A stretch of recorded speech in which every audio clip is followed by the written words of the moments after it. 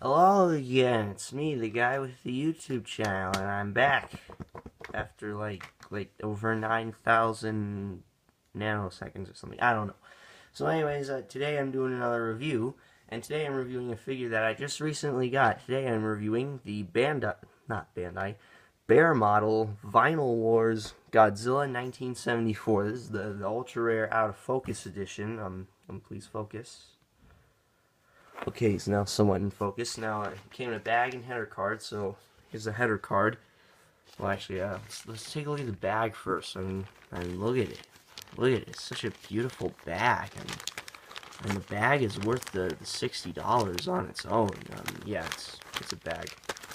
I just kept it because if I ever want to put it back in. But anyways, well, there's a lot of glare there. Sorry about that. Anyways, we got Godzilla. We got the 65 suit, Medicom toy, which actually led me to get confused and think this was by Medicom and not Bear Model, but it's by Bear Model, just reissued by Medicom. Godzilla Vinyl Wars, got the Godzilla seal there. It's pretty generic land. And we got all the different companies that are involved in the Vinyl Wars line: M1, Bullmark, Marusan, Bear Model, Marmot, some other company, CCP. Not a pig. Anyways, header card out of the way. There's just one other thing I want to point out about the header card. You can see there's this little sticker in there. Actually, no, you can't, but there's a little sticker right there. Just take my word for it. Yeah, there you go. You can kind of see. There you go. Yeah, the sticker was not actually on the header card. It actually used to be on the bottom of the figure's foot. You can see a little bit of the sticker right there. But I took the sticker off because it was already peeling off. And I didn't throw it away because I figured, well, it can still be 100% complete, just not with the sticker attached. So anyway, story time over. On to the figure. You might notice the camera's a little higher up today. This is another one of those figures. This figure is kind of tall. And we're already not in focus. Isn't that wonderful? There we go. You probably can't make it out that much. But yeah, as you can see, the detail, it's not very accurate. You know, it's a stylized figure, but it is pretty nice detail. You can see it looks like a toy from the 70s, like one of the old Bullmark figures, even though this was made in like 2003. But yeah, the detail is pretty nice. You can see the base vinyl is a sort of aqua green turquoise color. Nothing on the bottom of the feet, which has this, I don't know if it's really black or dark, really heavy dark green, but there's this blackish color highlighted throughout the figure. And there's also these kind of foresty green, I kind of want to say, highlights around the figure as well, which kind of help bring out a little bit more.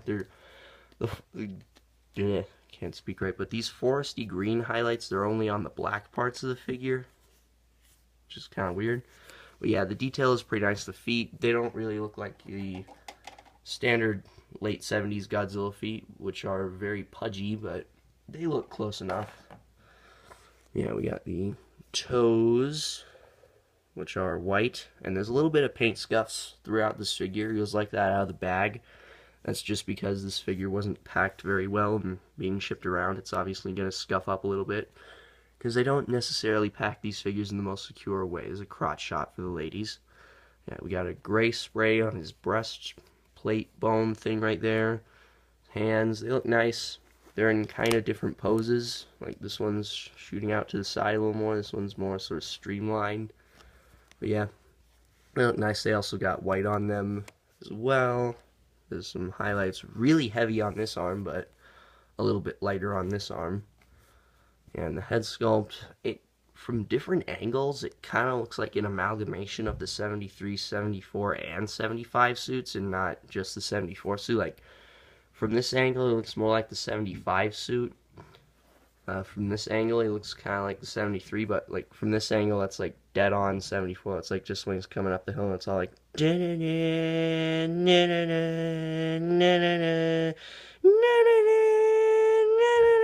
know, and all that epicness. Yeah, you got the eyes. They are white, just sprayed on, black with gold, and they're half circles, but maybe they could have painted them a little better. Made the circles, made the actual pupils touching the brow, so that it looks like they're actually obscured by the brow, not weird half circles for pupils. But yeah, I mean, it still looks nice. And the spines are gray, and you may think that they are horribly scuffed, but they are painted in the same way Bandai painted their 70s Godzillas, where they spray this side, and then they spray this side, leaving the middle of the spines to be unpainted. Just like with their other 70s Godzillas, which look like they have scuffs, when really it's just parts that were unpainted. Did you see a wire fly in there? Sorry about that. And we got the tail, which is very stubby, which usually bothers me with these kind of Godzillas, but see, I don't know, I guess it's just because of this design of Godzilla that it translates very well into super stylized, deformed form, but yeah, I like it. And his feet from the back look very weird. As you can see, they are in kind of a weird pose, like, look at how he stands. That's kind of weird. But yeah, from his back, they look kind of like bell bottoms, or what they also kind of look like is if you've ever played Scott Pilgrim vs. the World, the game, kind of look like Ramona's feet, but whatever. Anyways, so that's detail out of the way, and for articulation, it's not a whole lot is meant to move, but the head can wiggle a little bit. I mean, if you force it, you can get about that far to either side. I would not recommend forcing it, because you could probably break it, because, I mean, it's very hard vinyl, but it probably can't take a whole lot of abuse. The arms move a little bit, you know, and I mean, this figure isn't really meant to move, and the legs kind of move, but, I mean, you can get them to move, but you really need to keep them in this pose, which is this kind of weird standing pose, because if you change the pose in any way whatsoever, this figure will not stand at all. Like, his feet have to be back like they are out of the bag.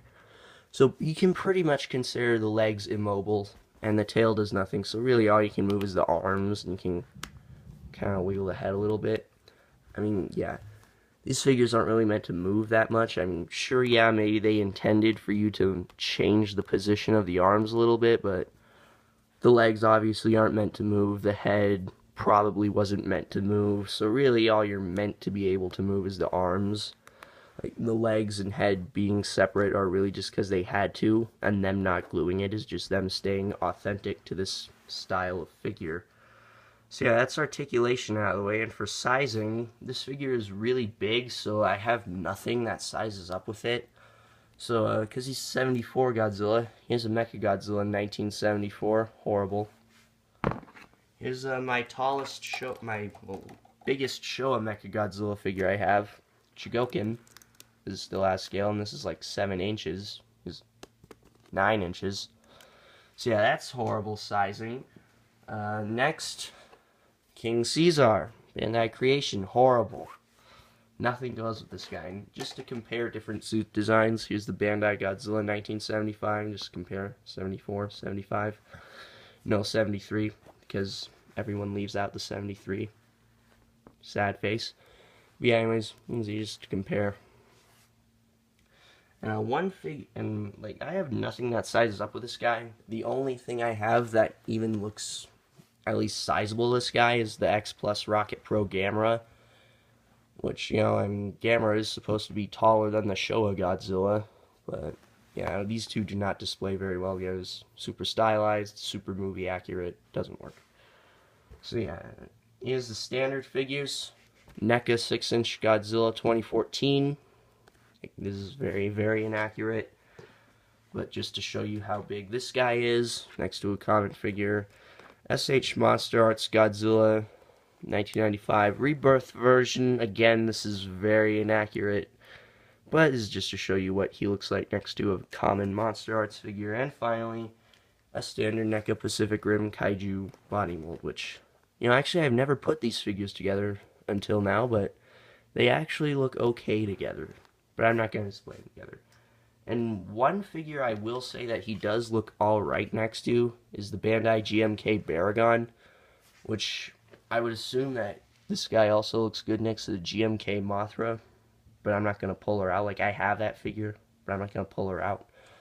Which, yeah, you know, if you're going for 30-meter Baragon and 50-meter Godzilla, this would be good, but if you want to go for 2 people in suits, one is crouching, then it's not very accurate. But if you want 30-meter Baragon, 50-meter Godzilla, this could work, even though this is a movie-accurate Baragon. This is a 1970s toy-looking Godzilla.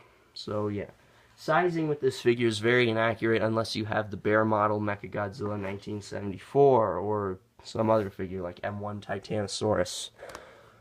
So anyways, now on to the final part of the figure, or not figure review, history of the figure and pricing.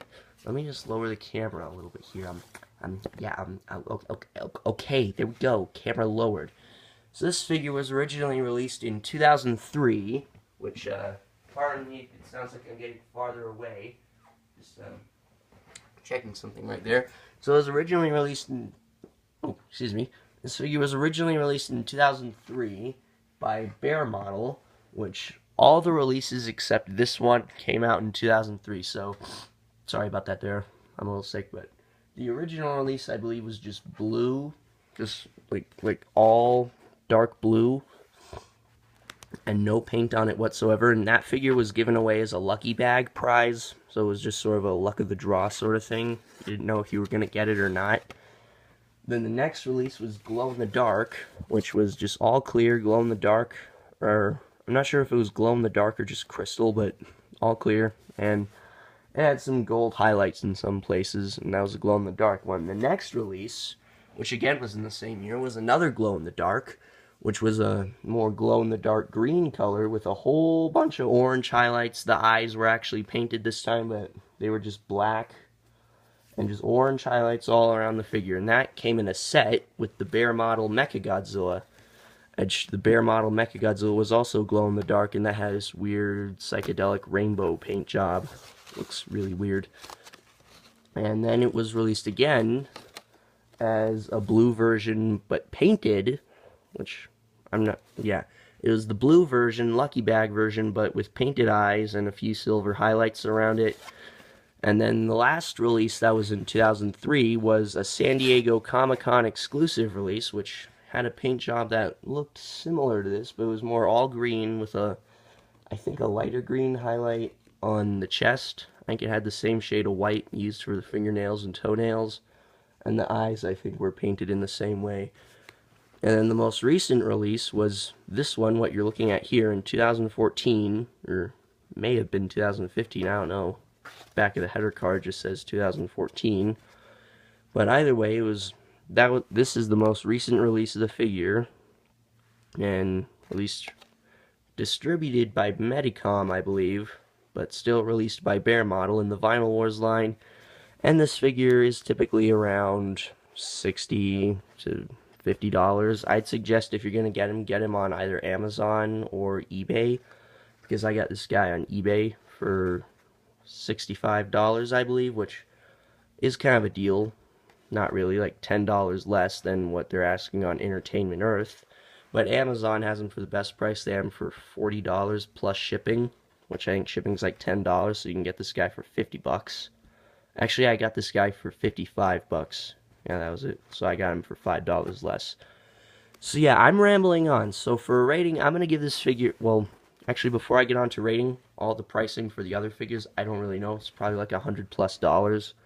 But yeah, for a rating, I'm going to give this figure, I'm going to give it an 8.5 out of 10. I mean, it's a really good figure. Well, not really good, but pretty good figure. It's just not everyone is going to like it, so, you know, might not be what everyone likes. And I do have a few issues with it, like, you know, the feet being in this weird pose, tail being stubby, even though I said that doesn't bother me. I'm being a hypocrite, what the fuck.